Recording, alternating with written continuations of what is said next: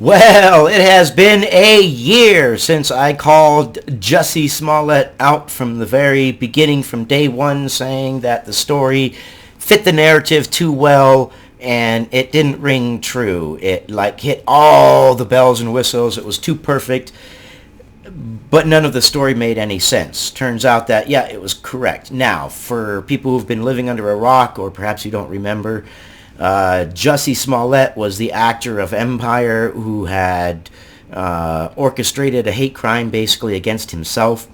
2 o'clock in the morning, I believe it was, Chicago, and it was negative 15 degrees. He said he was walking to Subway, and he got attacked, had a noose put around his neck, and people poured substance on him. They were wearing MAGA hats, saying, "This is MAGA country."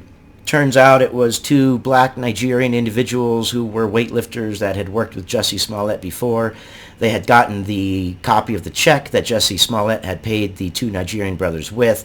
The police, which is kind of good and also scary at the same time, were able to track the Nigerian brothers all the way from the cab to the scene.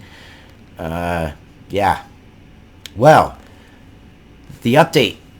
Google has been ordered to turn over a year of Jussie Smollett emails. Data by Judge. Now, this isn't just the emails, but it's also his search data, his search history. That's huge. So if he has gone on the internet and looked up how to fake a hoax crime, or how to do this or how to do that, anything that pertains to the case, and anything that doesn't pertain to the case, that's the scary part. A Cook County judge has ordered Google to turn over a year's worth of actor Jussie Smollett's data. Jussie Smollett, that to me looks like a French name, and I would like to pronounce it Jussie Smollett. I don't know. That's just me, though.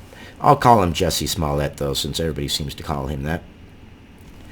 The Chicago Tribune reported the information, which includes emails, photos, private messages, and other data, was requested as part of the special prosecutor's investigation. The other data is going to be like his Google search history, what he's looked up for a year, everything. Oh, God, I hope he hasn't looked up anything else nefarious. We'll find out. Smollett claimed he was the victim of a racist and homophobic attack in Streeterville in January 2019. Chicago police said their investigation found he staged the attack. He was initially charged with 16 counts of disorderly conduct for filing a false report, but the charges were dropped by the Cook County State Attorney's Office in return for community service and forfeiture of his $10,000 bond payment. Yeah, they were dropped, and Kim Foxx had a part to it, and my very next story is going to be on Kim Foxx, and how Kim Foxx's actions kind of say that, something's going to happen. She's got a private attorney. She got it for a discount price, but guess what? It's still taxpayer money that's paying for it. But that's going to be my next story after this one.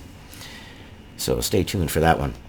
The city of Chicago filed suit against the actor, trying to recover more than $130,000 that was spent investigating this Smollett's claim. I bet there was a lot more than that was spent that was just covered in other means. They had many, many, many hours in it. Many agencies were involved in it. Smollett filed a counterclaim alleging the city and Chicago police ignored key evidence that proved his claim of an attack, and accused then CPD Superintendent Eddie Johnson of maliciously going after him without probable cause.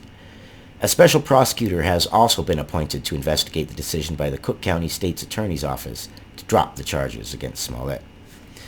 When this story had first come out, I was like, yeah, no, it fits the narrative too perfectly. That should be a red flag. If something seems too good to be true for your ideological values, then it is. If someone comes up to you for something and it fits all the bells and whistles, all the cues for whatever you believe in, it's someone preaching to the choir and frothing up, your own base, knowing that you're going to believe it because, oh my God, you're proving your narrative. Human nature. It's okay. There's nothing wrong with it. It's human nature. But as long as we recognize it and we step back and we say, hey, I don't know. When that story came out, right away I was like, yeah, no, I don't think so.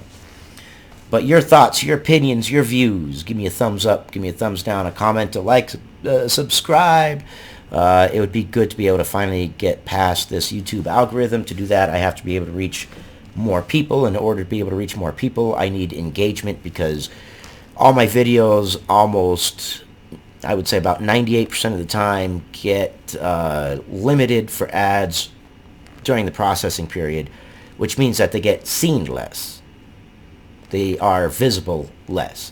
So, anyways, I got the story about Kim Foxx lowering up and what possibly that might mean. Now, obviously, it means taxpayer money being spent. Hey, welcome to American politics.